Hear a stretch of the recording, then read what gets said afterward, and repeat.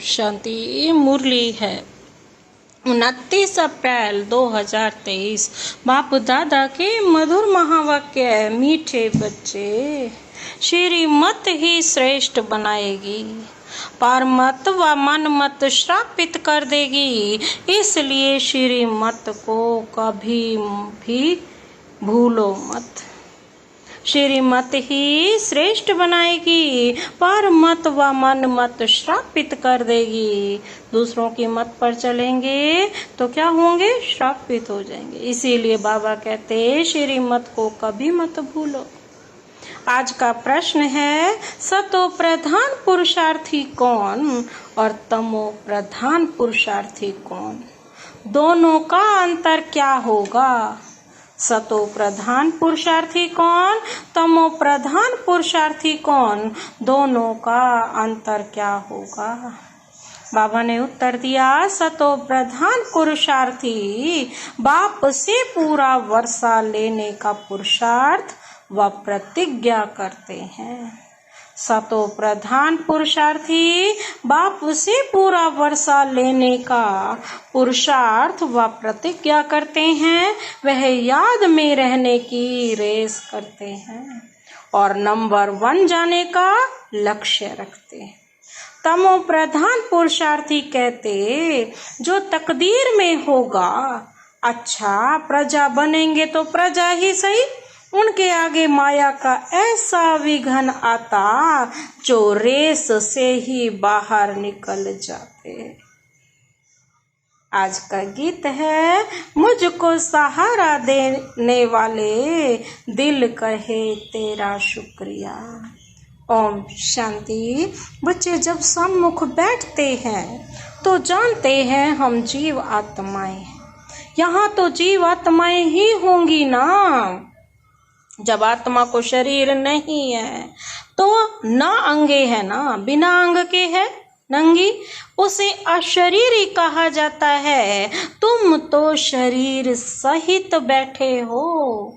आत्मा व परमात्मा जब तक शरीर में ना आए तब तक बोल नहीं सकती। तुम जीवात्माएं जानती हो। अब बाप के सम्मुख बैठे। शिव बाबा ने भी तो ब्रह्म तन आधार लिया बोलने के लिए, हमसे बात करने के लिए। तो बाबा कहते हैं हम शरीर में रह करके आत्मा और परमात्मा से बात कर सकते। हूबहू जैसे 5000 वर्ष पहले सम्मुख आए थे। बच्चे जरूर बाप से ही वर्षा लेंगे। जानते हैं ना, हम अपने परम पिता परमात्मा बेहद के बाप के सम्मुख बैठे हैं। बाबा कहते क्यों बैठे हैं? बाप से बेहद का वर्षा लेने। जैसे स्कूल में समझते हैं हम टीचर द्वारा इंजीनियरिंग सीखते हैं, बैरिस्ट्री सीखते हैं, यह एम ऑब्जेक्ट रहती है।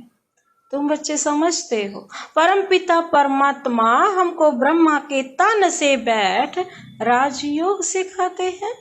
भगवानुवाच, यह तो बच्चों को समझाया है कि भगवान निराकार को कहा जाता है। जीवात्मा तो पुनर्जन्म लेती है, शिव बाबा तो नहीं लेते ना।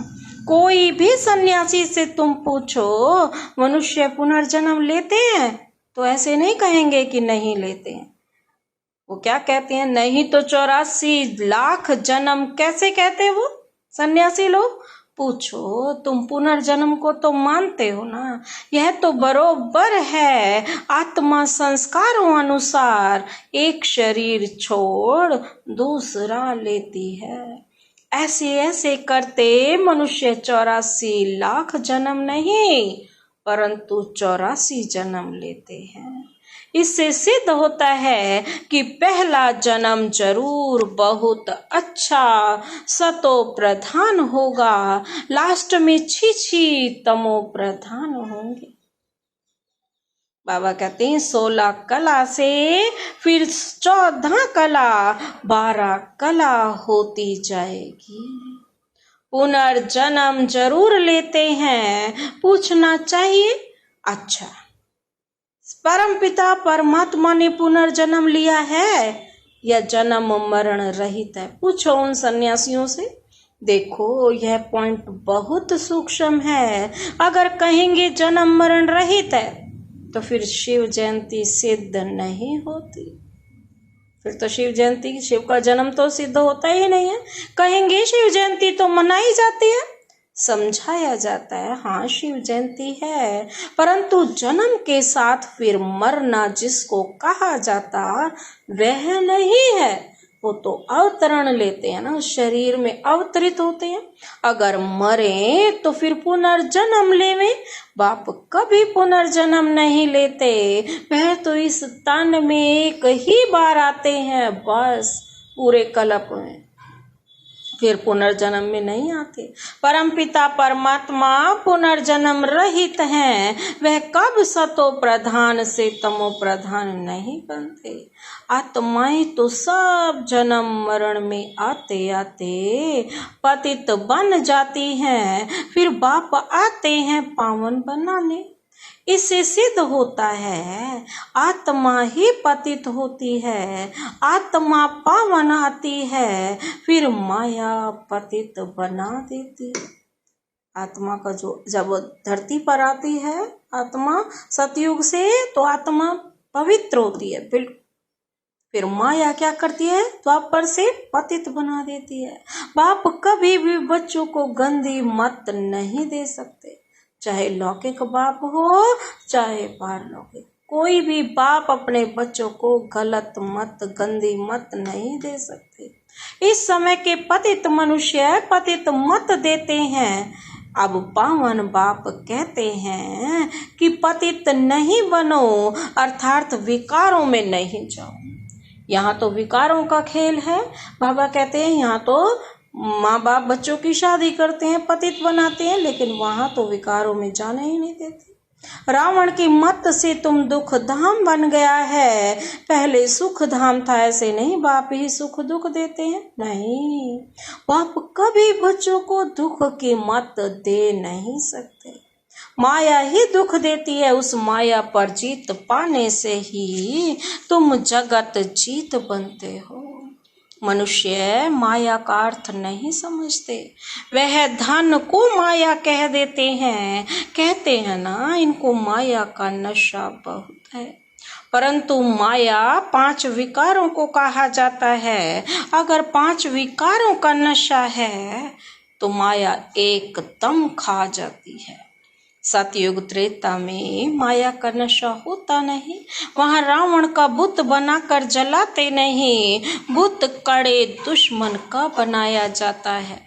जो सबसे बड़ा दुश्मन होता है ना उसका बुत बनाया जाता है। रावण राज्य शुरू होता है आधा कल्प से, देह अहंकार आने से फिर और विकार आ जाते हैं।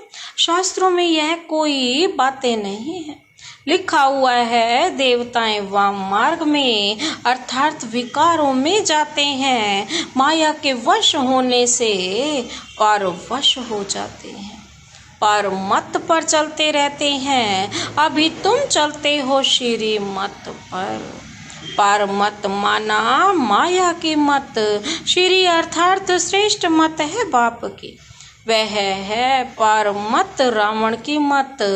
इसलिए बाप ने कहा है आसुरी संप्रदाय सब रावण की जंजीरों में दुखी हैं, कोई भी आत्मा इस समय सुखी नहीं है। मनुष्य ने सतयुग की आयु लाखों वर्ष समझ ली है, तो तुम हिसाब किताब बताते हो 5000 वर्ष कैसे है। क्राइस्ट को 2000 वर्ष हुआ, बुद्ध को 2250 वर्ष हुआ, फिर इस्लामी को 2500 वर्ष हुए, सबको मिलाकर आधा कल्प हुआ। इनके पहले तो देवताओं का राज्य था, फिर देवताओं को लाखों वर्ष कैसे कह सकते। इतने वर्ष होते फिर तो मनुष्य बहुत हो जाते, इतने तो है नहीं। 5000 वर्ष में भी करोड़ों मनुष्य हो जाते हैं। कहते भी हैं क्राइस्ट से 3000 वर्ष पहले भारत में आदि सनातन देवी देवता धर्म था। 5000 वर्ष पूरे हो जाते हैं, नाटक पूरा तो होता है ना। इन बातों को कोई जानते नहीं है। मैं जो हूँ जैसा हूँ, यह चक्र कैसे फिरता है, कोई जान न सके, बाप ही समझाते हैं, यह है गीता। बाप ने आकर सहज राजयोग सिखाया था, तब उनका नाम गीता रखा है। कोई क्राइस्ट ने सिखाया तो उनका नाम बाइबल रखा है। यह अनादि नाम रखे हुए हैं, वह रिपीट होते हैं। बाबा बूढ़ियों को भी समझाते हैं, यह बहुत सहज बात है। सिर्फ बाप और वर्षे को याद करो। बच्चा पैदा हुआ, गोया वारिस पैदा हुआ। तुम समझते हो हम बाबा के वारिस हैं। 5000 वर्ष बाद फिर से मिलने आए हैं। घड़ी घड़ी 5000 वर्ष ही कहेंगे। 2-3 वर्ष पीछे आने वाले भी कहेंगे, हम 5000 वर्ष बाद फिर से आए हैं।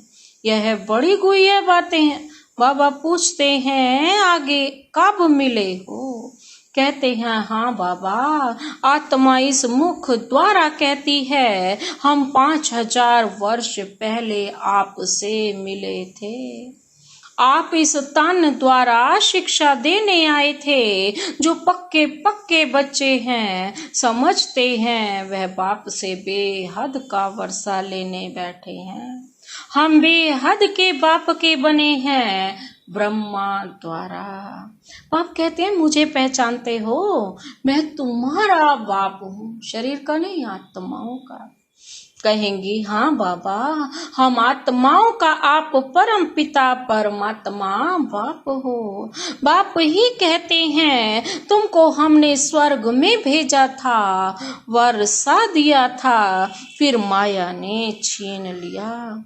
फिर अब मैं आता हूँ, माया वर्षा छीनती है। बाप दिलाते हैं, यह तो अनेक बार खेल हो चुका है, होता रहेगा, इसका अंत नहीं है। बाप के बनते हैं, फिर कोई सगे और कोई लगे।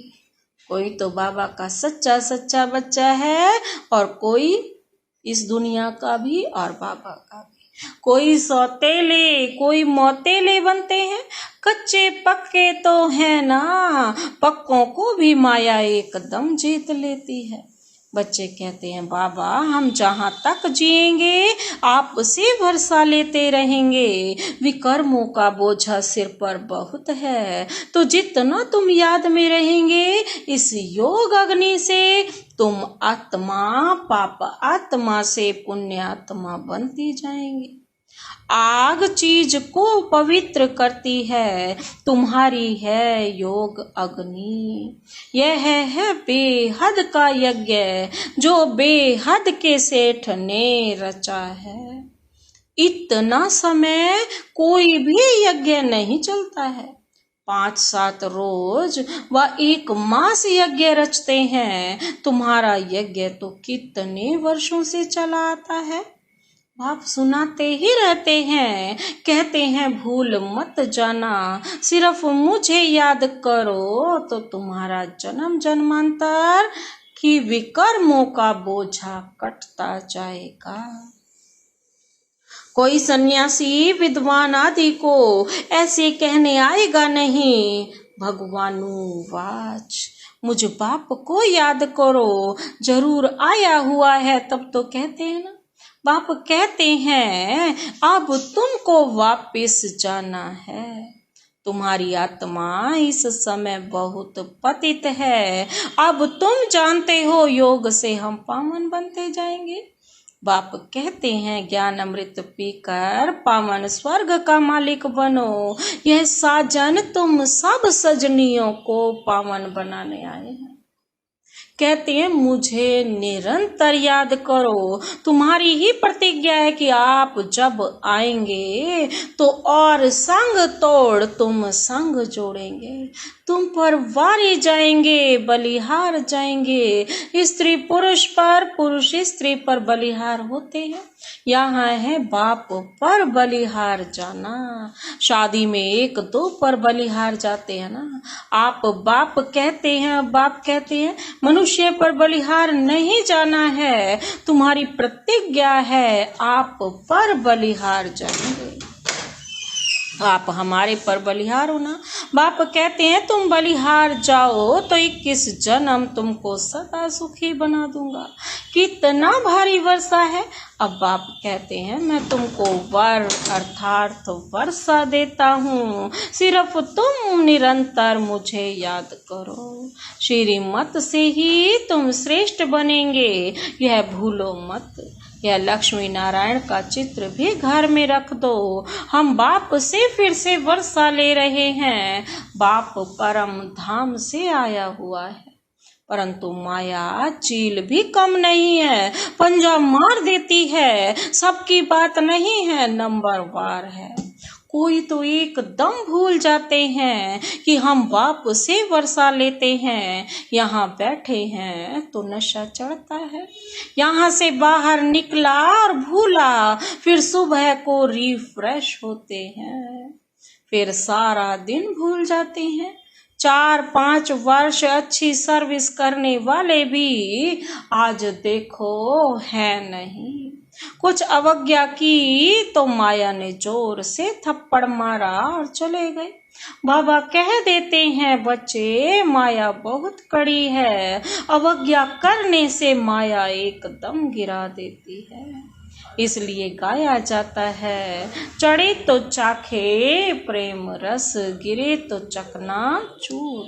देखो तो कैसे चकनाचूर हो जाते हैं। वैकुंठ में तो जरूर चलेंगे, परंतु पद तो नंबर वार है ना। भल वहाँ सब सुखी रहते हैं, फिर भी मर्तबे तो है ना। स्कूल में मर्तबा पाने वाले ही पुरुषार्थ करते हैं। ऐसे नहीं प्रजा ही सही, जो तकदीर में होगा नहीं। इसको तमो प्रधान पुरुषार्थ कहा जाता है। सतो प्रधान उनको कहेंगे जो बाप से पूरा वर्षा लेने का पुरुषार्थ व प्रतिज्ञा करते हैं। यह घुड़दौड़ है ना, सब नंबर 1 तो है नहीं, हो नहीं तो नहीं जाएंगे।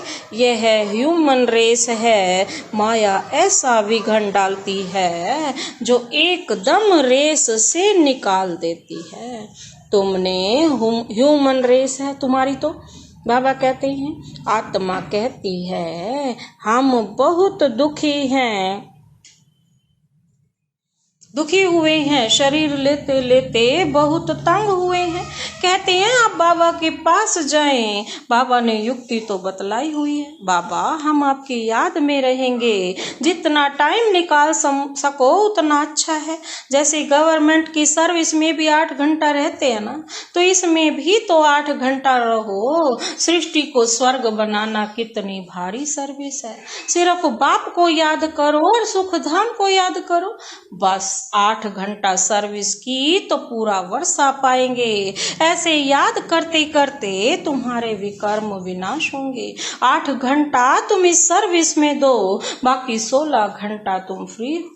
जितना हो सके घड़ी घड़ी याद करो। याद तो कहाँ भी बैठे कर सकते हो। सबसे अच्छा टाइम तुमको सवेरे मिलेगा। सिंधी में कहते हैं सवेल सुमण सवेल उठण, अर्थात सवेरे जल्दी सोना, सवेरे उठना। यह गुण मनुष्यों को बड़ा करता है। अज्ञानी लोग 8 घंटा नींद करते हैं। तुम्हारी नींद आधी होनी चाहिए। 4 घंटा नींद बस। कर्म योगी हो ना, रात को 10 बजे सो जाओ। बाबा कहते हैं 2 बजे उठो। शिव बाबा को याद करो। 2 बजे नहीं उठ सकते तो बाबा कहते 2 बजे नहीं उठ सकते तो 3 बजे उठो, 4 बजे उठो। वह फर्स्ट क्लास समय है, एकदम शांति रहती है, सभी अशरीरी बन जाते हैं। उस समय सन्नाटा बहुत होता है, जैसे कि मूल वतन हो जाता है। ऐसे लगता है जैसे सब मरे पड़े हैं। उस समय तुम बाबा को याद करेंगे तो फिर वह याद पक्की हो जाएगी। अमृत वेले की याद अच्छा असर करती है।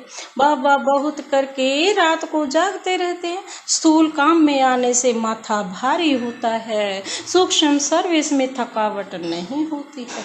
कमाई थोड़े ही थकाएगी, कमाई में तो खुशी होगी। तो सवेरे सवेरे उठकर याद करने से बड़ी कमाई है। अच्छा, मीठे मीठे सिकिलधे बच्चों प्रति माता पिता बाप दादा का याद प्यार और गुड मॉर्निंग। रूहानी बाप की रूहानी बच्चों को नमस्ते। हम रूहानी बच्चों की रूहानी बाप दादा को नमस्ते नमस्ते, गुड मॉर्निंग। धारणा के लिए मुख्य सार है। पहला पॉइंट है, सवेरे अमृत वेले उठ अशरीरी बन बाप को याद करने का अभ्यास करना है। पूरा वर्षा लेने के लिए याद की रेस करनी है। कम से कम 8 घंटा याद करना है।